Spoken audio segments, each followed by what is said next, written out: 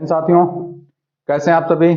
मैं प्रमेंद्र कुमार आपके अपने प्यारे परिवार मार्गदर्शन इंस्टीट्यूट में हार्दिक स्वागत करता हूं। हम लोग महाजनपद में मगध के बारे में पढ़ रहे थे और मगध में हमने बताया कि यहाँ पर जितने राजवंश शासन किए हैं उनको हम क्रम से पढ़ रहे हैं। हम लोग कौन सा वंश पढ़ रहे हैं? नंद वंश। हमने बताया था कि जो नंद वंश है, नंद वंश के संस्थापक कौन थे? महापद्म नंद थे। और हमने बताया था महापद्म नंद जो थे वो कलिंग जीते थे ना। कलिंग को जीतकर दो उपाधि धारण किए थे। कौन कौन सी?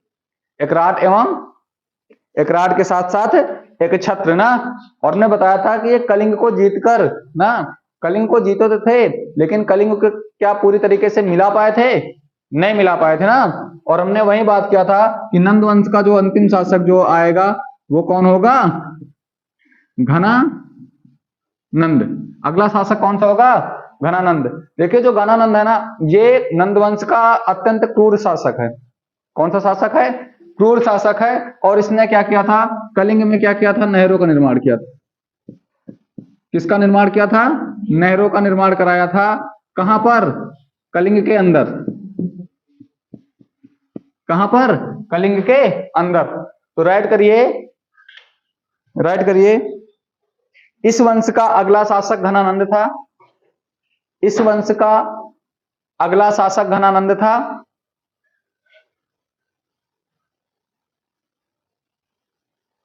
इस वंश का अगला शासक घनानंद था जिसने कलिंग के अंदर किसका निर्माण कराया था? नहरों का निर्माण कराया था। और यह भी लिख लेना, ये अत्यंत क्या था? कैसा शासक था? क्रूर शासक था। कैसा शासक था? क्रूर शासक था। लिख लेना, ये अत्यंत क्रूर शासक था। ये अत्यंत क्रूर शासक था। और क्रूर के साथ साथ ये लालची था। लालची के साथ साथ ये धन संग्रही शासक था ना। इतनी बात समझ में आई?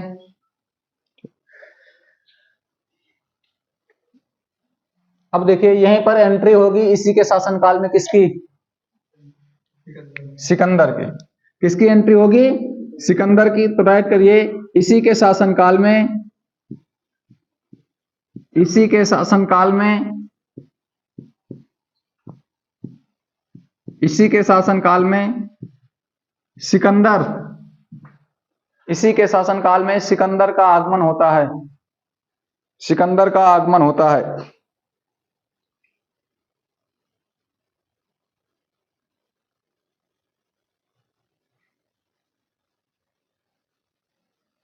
हो गया।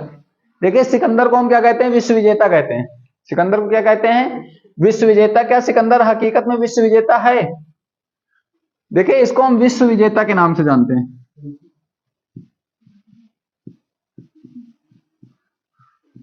इसको हम किस नाम से जानते हैं? विश्व विजेता के नाम से जानते हैं। हालांकि ये विश्व नहीं जीत पाया था, पूरा नहीं जीत पाया था। इसका एक सपना था कि हम विश्व को जीतेंगे, पूरे विश्व पर अधिकार करेंगे, लेकिन ये पूरे विश्व को नहीं जीत पाया था। लेकिन हालांकि फिर भी इसे हम क्या कहते हैं? विश्व विजेता कहते हैं। बात समझ में कि नहीं समझ में? तो जब सिकंदर का आगमन होता है तो उस समय नंद वंश का शासक कौन रहता है? घनानंद। घनानंद अत्यंत क्रूर है और इसने कलिंग के अंदर, जो कलिंग को जीता गया था, कलिंग के अंदर क्या कराया था? नहरों निर्माण कराया था। सुनिए, ये विश्व विजेता है ना। कौन? सिकंदर। सिकंदर विश्व विजेता है। लेकिन जब सिकंदर भारत आता है ना, जब सिकंदर भारत आता है तो इसकी घनानंद की सेना को देखकर ये डर जाता है, नतमस्तक हो जाता है और भारत पर आक्रमण नहीं करता। समझ लीजिए कितना क्रूर शासक है। जिसको विश्व विजेता कहते हैं, जिसने विश्व विजय का सपना देखा है, जिसने अधिकतर हर जगह अपना जब भी आक्रमण किया वहां पर जीता ही है, वो व्यक्ति भी घनानंद की सेना को देखकर क्या हो जाता है? अपने हौसले क्या कर लेता है? परास्त कर लेता है। अर्थात भारत से एंट्री करने से, भारत में आक्रमण करने से ये नतमस्तक हो जाता है और पुनः वापस चला जाता है। बात समझ में कि नहीं समझ में? तो राइट कर लीजिए पॉइंट। देखिए घनानंद की विशालतम सेना को देखकर, घनानंद की विशालतम सेना को देखकर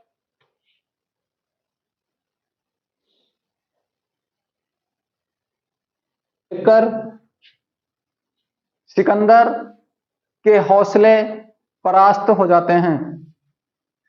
घनानंद की विशालतम सेना देखकर सिकंदर के हौसले परास्त हो जाते हैं।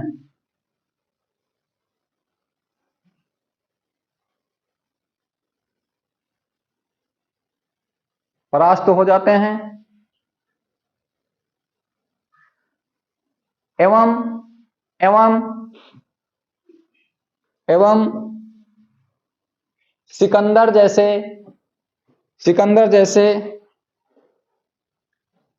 महान विश्वविजेता सिकंदर जैसे महान विश्वविजेता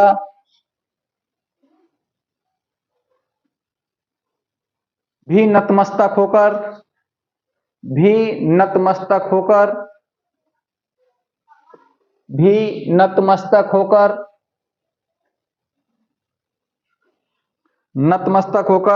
वापस लौटने में ही अपनी भलाई समझा।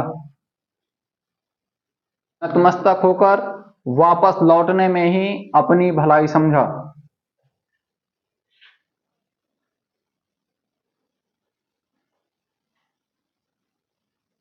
सुनिए, इतनी बात समझ में आई। देखिए यहीं पर एंट्री होगी किसकी, जब सिकंदर वापस लौट जाता ना तो इसके राज्य में और ज्यादा अराजकता फैल जाती है, अशांति फैल जाती है, प्रजा पूरी तरीके से और परेशान हो जाती है। प्रजा को यह रहता है कि सिकंदर आएगा और सिकंदर यहां पर शासन करेगा तो हम लोगों को कुछ तो भलाई होगा। अब समझ लीजिए कि जो उस समय का विश्वविजेता है वो इसकी सेना से डरकर वापस चला गया। समझ लीजिए इसका कितना खौफ रहा होगा ना। जैसे मान लीजिए कि आपको ये हो कि 4 बजे, जैसे ये हो कि 4 बजे हमको खाना मिलेगा ना, 4 बजे खाना मिलेगा, और मान लीजिए 4 बजे नहीं, 4 के बाद 5 बज जाए, फिर उसके बाद तुम लोगों को उम्मीद रहेगी मिलने की? नहीं रहेगी ना। इसकी एक उम्मीद जागी थी वहां के लोगों को कि अब यहाँ पर राजा कौन बनेगा, यहाँ पर ये जो हमारा राजा है, जो हमारा शासक है, ये पराजित होगा, और ये पराजित होगा तो कौन आएगा? सिकंदर आएगा। तो हम लोग जो हैं इसकी जो मतलब ये जो इसकी नीतियां, इसकी नीतियों से हम लोग क्या पाएंगे? आजादी पा जाएंगे। लेकिन सिकंदर जब आता है, इसके बारे में जब जानता है, इसकी सेना के बारे में जब जानता है, तो वो युद्ध को सोचता ही नहीं है और वो पुनः वापस लौट जाता है और सोचता है कि मैं अगर वापस जा रहा हूं। देखिए एक कुशल नीति वही है कि हमेशा आप जीतें, यही नहीं बेहतर होता ना। बेहतर नीति, बेहतर व्यक्तित्व वही है कि कभी जीतने में तो कभी भागने या पीछे हटने में भी भलाई है ना। तो इसने यहाँ पर समझदारी का काम किया है। किसने? सिकंदर ने ना। ठीक, अगला पॉइंट राइट करिए। देखिए ठीक, चाणक्य नाम सुने हो? चाणक्य कौन है? चाणक्य कौन है? चाणक्य का नाम क्या है? कौटिल्य या फिर विष्णुगुप्त। इनके गुरु कौन है? हाँ पता नहीं, चलिए ठीक, आगे राइट करते हैं। इतनी बात समझ में आ गई नहीं? ठीक, तो अगली हेडिंग राइट करिए। यहीं पर हम नंदवंश के साथ साथ यहाँ पर एंट्री किसकी हो चुकी है? सिकंदर की ना। तो अगली हेडिंग डाल लीजिए सिकंदर। सिकंदर के बारे में हम लोग थोड़ा पढ़ेंगे।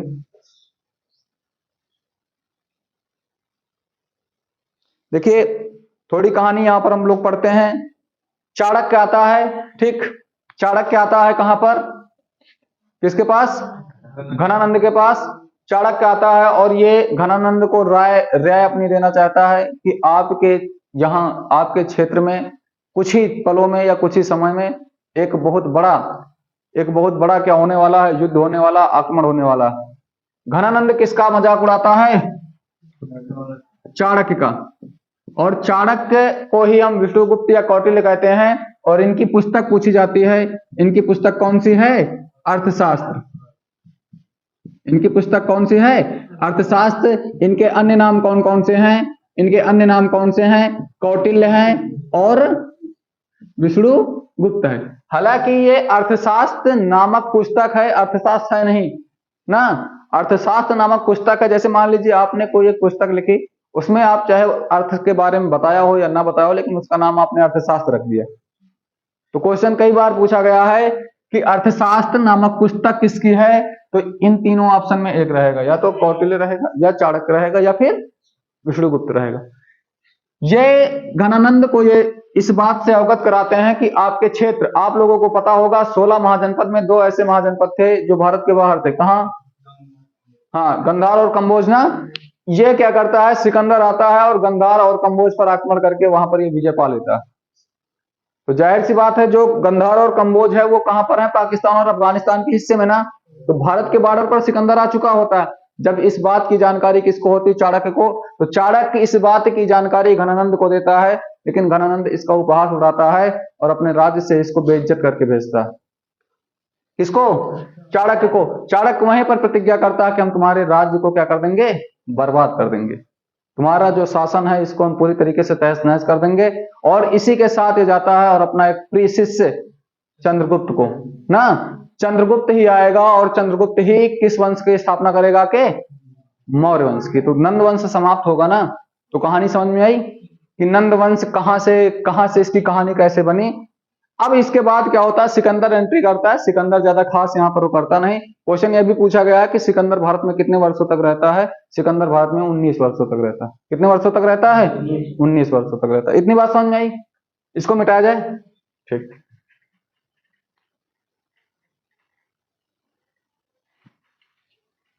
देखिए किसी का उपहास उड़ाना अच्छी बात नहीं।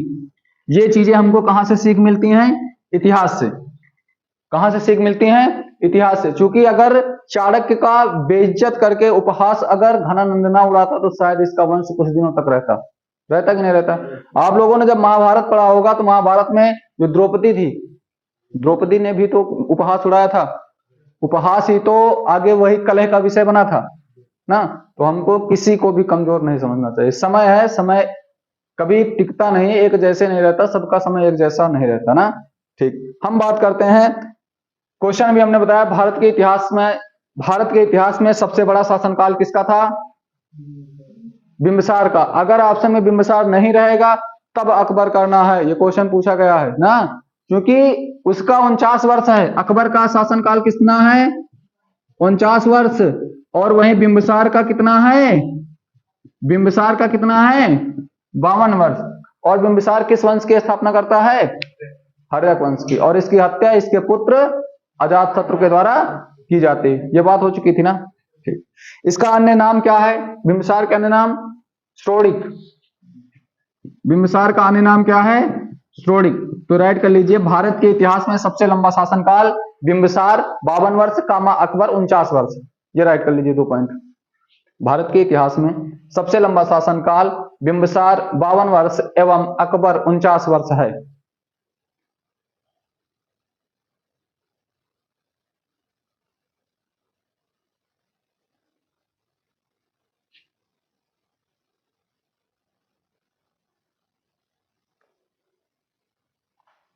हो गया।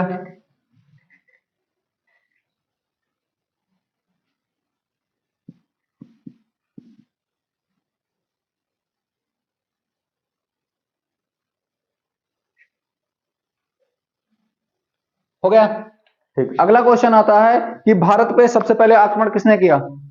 भारत पर सबसे पहले आक्रमण किसने किया? नहीं नहीं, नाम नहीं, ऐसे उनके जाति से, उनके क्षेत्र से, उनके वंश से बताइए। तो अगला पॉइंट लिखिए, भारत पर सबसे पहला आक्रमण ईरानियों ने किया। किसने किया? ईरानियों ने। भारत पर सबसे पहला आक्रमण किसने किया? ईरानियों ने किया।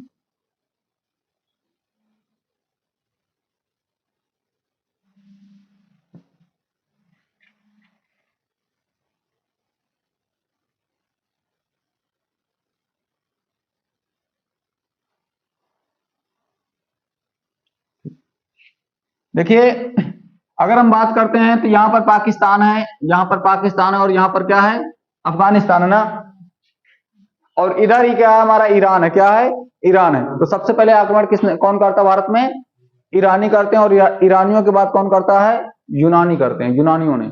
सबसे पहले कौन करता है? ईरानी लोग करते हैं, और फिर उसके बाद यूनानी लोग करते हैं। ठीक, अच्छा ईरानियों में किसने किया? देखिए हमने तुम लोगों को बताया था, क्या बताया था कि 16 महाजनपदों में 8 उत्तर प्रदेश में है, 3 कहां पर हैं? बिहार में है, 1 राजस्थान में है, 1 मध्य प्रदेश में है, 1 दक्षिण भारत में है, एवं 2 भारत के बाहर है। भारत के बाहर कौन कौन है? हाँ, गंधार और कंबोज ना।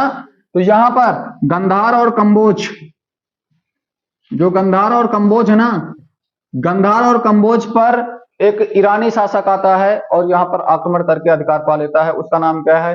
Darius first. क्या नाम है? डेरियस प्रथम।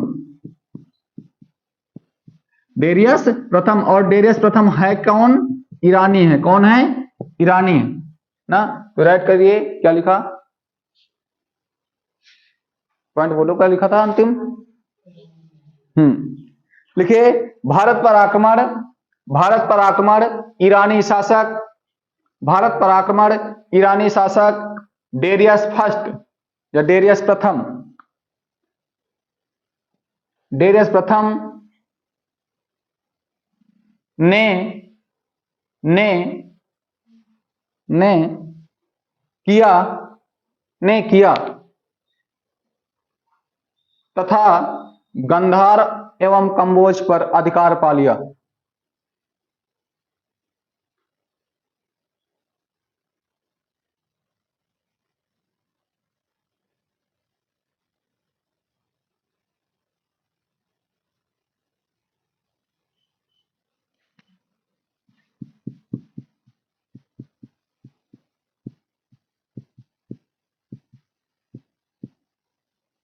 अब सुनिए, इतनी बात समझ में आई?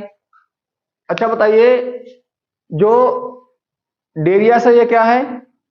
ईरानी है ना। लेकिन जो सिकंदर है, सिकंदर जो है, सिकंदर कौन है? सिकंदर ईरानी ना होकर ये क्या है? यूनानी है। कहानी ध्यान से समझिएगा। यहां पर एक ईरानी शासक आता है डेरियस फर्स्ट, और डेरियस फर्स्ट जो 16 महाजनपदों में से जो 2 महाजनपद थे, गंधार एवं कंबोज, इस पर आक्रमण करता है एवं इस पर क्या कर लेता है? अधिकार प्राप्त कर लेता है। उसके बाद क्या होता है? एंट्री यहां पर अब किसकी होगी? सिकंदर की। तो अच्छा बताइए, सिकंदर पहले भारत में आएगा कि पहले डेरियस फर्स्ट से निपटेगा? पहले डेरियस फर्स्ट से, चूंकि इसी रास्ते की तो आएगा। और इस रास्ते पर बाउंड्री में कौन बैठा हुआ है? Darius first. तो सिकंदर का पहला युद्ध किसके साथ होता है? Darius first. लेकिन डेरियस फर्स्ट क्या भारत का है? क्या भारतीय शासक है? नहीं है ना। और जब डेरियस फर्स्ट और सिकंदर का जो युद्ध होता है ना, डेरियस फर्स्ट वर्सेज सिकंदर का जो युद्ध होता है, किसका? सिकंदर का जो युद्ध होता है, उस युद्ध को हम किस नाम से जानते हैं? गोग्गामाला या उर्बेला का युद्ध। कहानी समझ में आई? बात समझ में आई? एंट्री किसकी होगी? एंट्री होगी सिकंदर की। लेकिन भारत के आने से पहले रास्ते पर कौन बैठा है? Darius first. तो डेरियस फर्स्ट से पहले इसका मुकाबला होगा ना सिकंदर का। तो अगला पॉइंट राइट करिए, ईरानियों के बाद भारत पर आक्रमण यूनानी शासक, ईरानियों के बाद भारत पर आक्रमण यूनानी शासक सिकंदर। और सिकंदर का अन्य नाम क्या है? अरे स्टोडिक उसका नहीं, स्टोडिक बिंबिसार का है। इधर उधर मत करना। सुजीत, क्या नाम है इसका अन्य नाम? एक तो विश्व विजेता है, एक अलेक्जेंडर द ग्रेट। पूछा गया है किसका? सिकंदर का ना। तो क्या पॉइंट राइट किया? भारत पर आक्रमण यूनानी शासक सिकंदर, ब्रैकेट में लिख लेना Alexander the great. Alexander the great, Alexander the great 331 BC में, 331 बीसी में अलेक्जेंडर द ग्रेट उसका उपनाम है ना। 331 बीसी में कामा करके लिखना गोग्गामाला या उर्बेला, गोग्गामाला या उर्बेला, उर्बेला नामक स्थान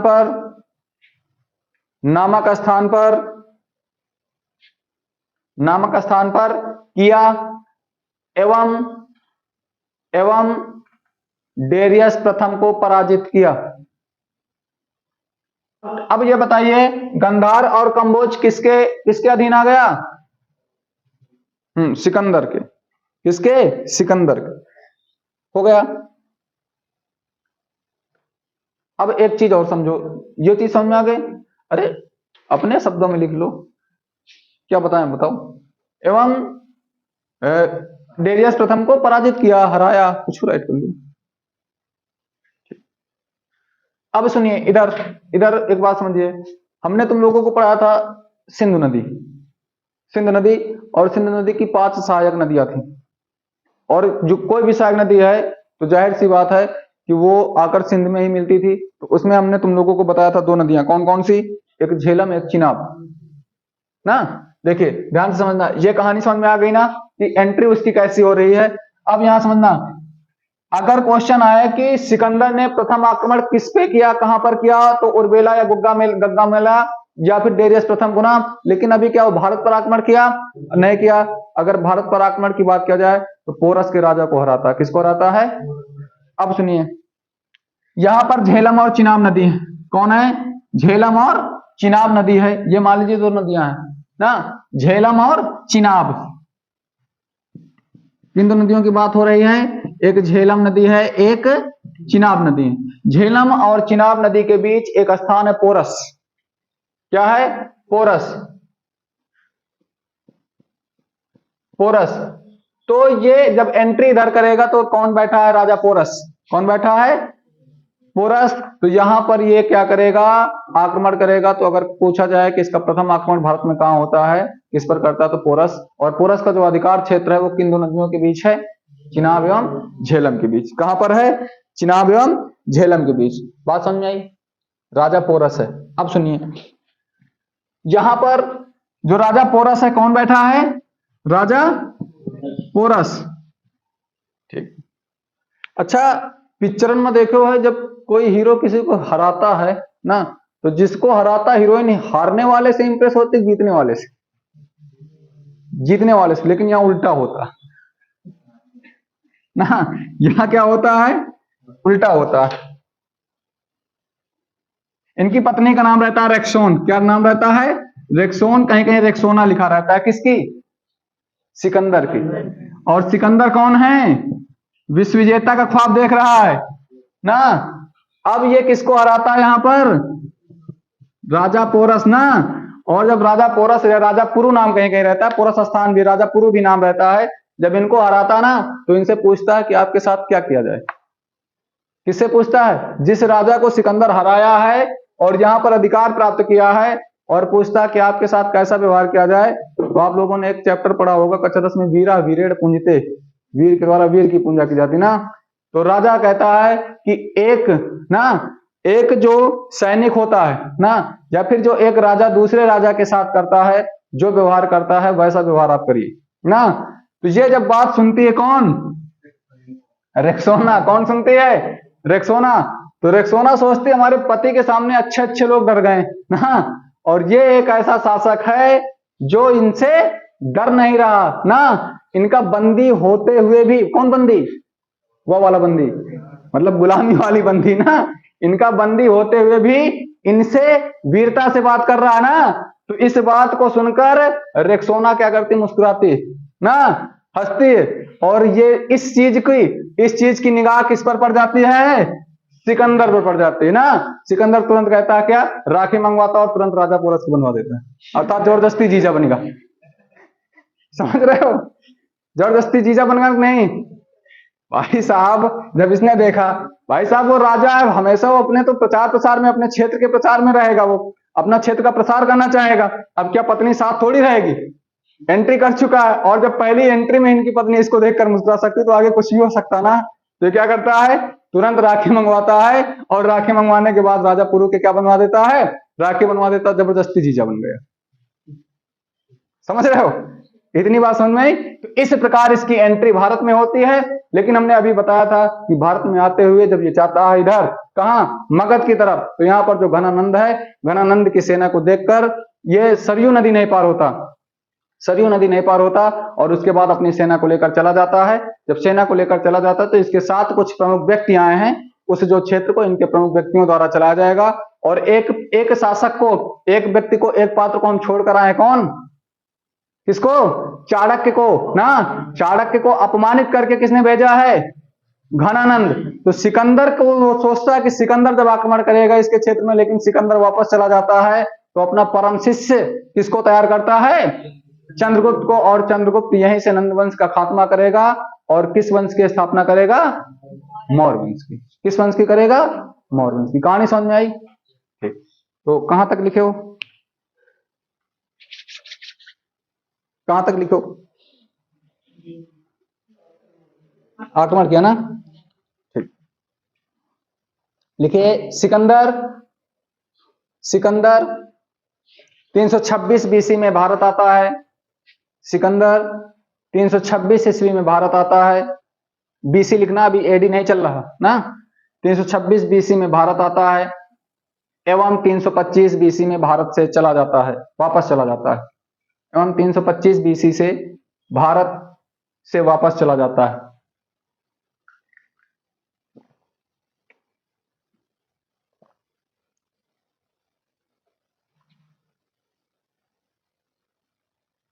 ब्रैकेट में लिख लेना कुल 19 माह। ये क्वेश्चन पूछा गया, सिकंदर कितने माह तक भारत में रहा? तो कितने माह तक? 19। ठीक, अब हमको यही पॉइंट राइट करना। क्या पॉइंट राइट करना है कि झेलम एवं चिनाब, सिर से समझिए, झेलम एवं चिनाब नदी के मध्य राजा पोरस का है ना क्षेत्र, और राजा पोरस को कौन हराएगा? सिकंदर ना। तो जीजो वाली कहानी लिखा हुआ जाए, केवल याद करने के लिए ना। ठीक, लिखिए झेलम एवं चिनाब नदी के मध्य झेलम एवं चिनाब नदी के मध्य राजा पोरस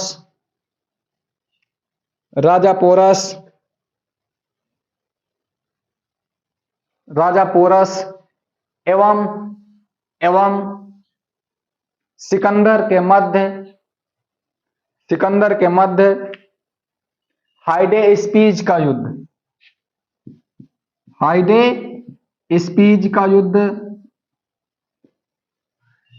स्पीज का युद्ध।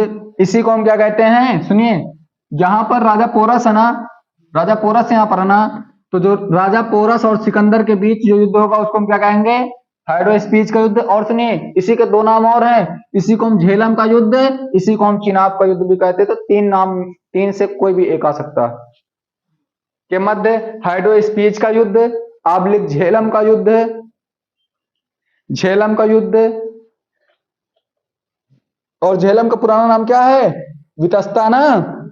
आबलिक वितस्ता का युद्ध,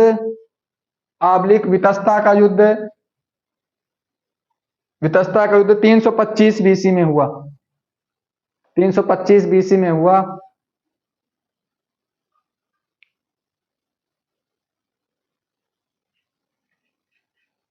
एवं सिकंदर विजयी रहता।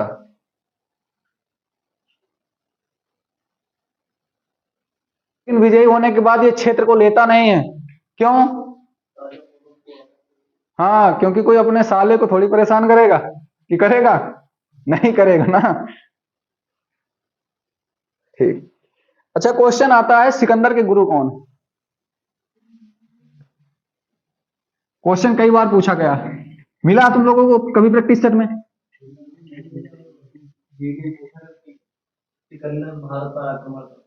अब समझ में आ गया कब किया? ठीक, सिकंदर के गुरु कौन है? सिकंदर के गुरु हैं अरस्तु। सिकंदर के गुरु कौन है? अरस्तु। और अरस्तु के गुरु कौन है? प्लूटो या प्लेटो ना, प्लेटो। और प्लेटो के गुरु कौन है? सुकरात। एक साथ सारे याद कर लो, सुकरात। बहुत पूछे जाते हैं। सिकंदर के गुरु अरस्तु, अरस्तु गुरु प्लेटो, प्लेटो गुरु सुकरात। ठीक, इतनी बात समझ में?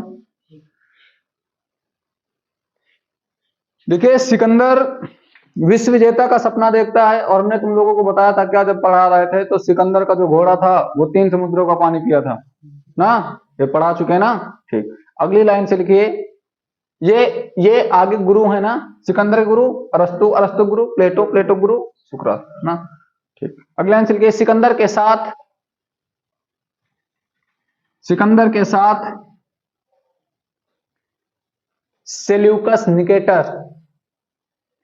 सेल्यूकस निकेटर ब्रैकेट में लिख लेना थल सेना अधिकारी। ये पूछ लिया जाता है कि कौन सा पद था, थल सेना अधिकारी। सेल्यूकस निकेटर थल सेना अधिकारी।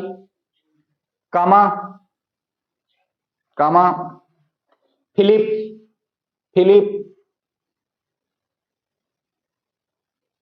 कामा नियार्कस नियार्कस कामा एना सिक्रेटस कामा एना सिक्रेटस कामा ओरिस्टोबुलस ओरिस्टोबुलस नामक व्यक्ति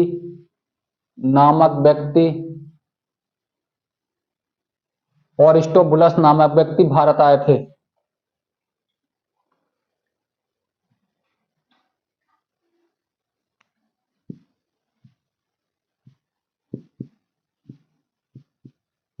सिकंदर जिस प्रकार राजा का क्या नाम था, महाराणा प्रताप ना, जिस प्रकार महाराणा प्रताप अपने घोड़े से अत्यंत प्रेम करते थे, उसी प्रकार सिकंदर भी अपने घोड़े से अत्यंत प्रेम करता था और इसके घोड़े की मृत्यु हो जाती है। और जब घोड़े की मृत्यु होती ना, उसी मृत्यु का भी वो एक वजह रहता है कि वापस लौट जाता है भारत से ना।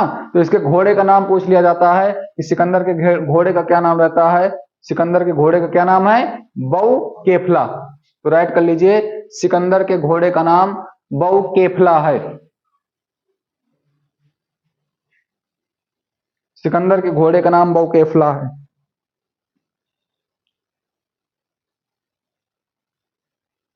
क्या हो गया? देखिए फिर क्वेश्चन पूछा जाता है सिकंदर की कह सकते हो फेवरेट पुस्तक। सिकंदर की फेवरेट पुस्तक या फेवरेट बुक या पसंदीदा पुस्तक कौन सी है? इलियड है। सिकंदर की पसंदीदा पुस्तक कौन है? इलियड है। कौन सी है? इलियड। तो राइट कर लीजिए, सिकंदर की पसंदीदा पुस्तक इलियड है। इलियड ना, ठीक। और सुनिए, इलियड इनकी पुस्तक नहीं है भाई। जरूरी थोड़ी कि आप अपनी ही पुस्तक को पसंद करो ना। इस पुस्तक के राइटर आप लोगों ने एक व्यक्ति सुना होगा होमर ना। तो राइट कर लीजिए ब्रैकेट में, राइटर होमर है। राइटर कौन है? होमर है। अंतिम बिंदु और राइट कर लीजिए, सिकंदर की मृत्यु 323 बीसी में हो जाती है। सिकंदर की मृत्यु कब हो जाती है? 323 बीसी में हो जाती है।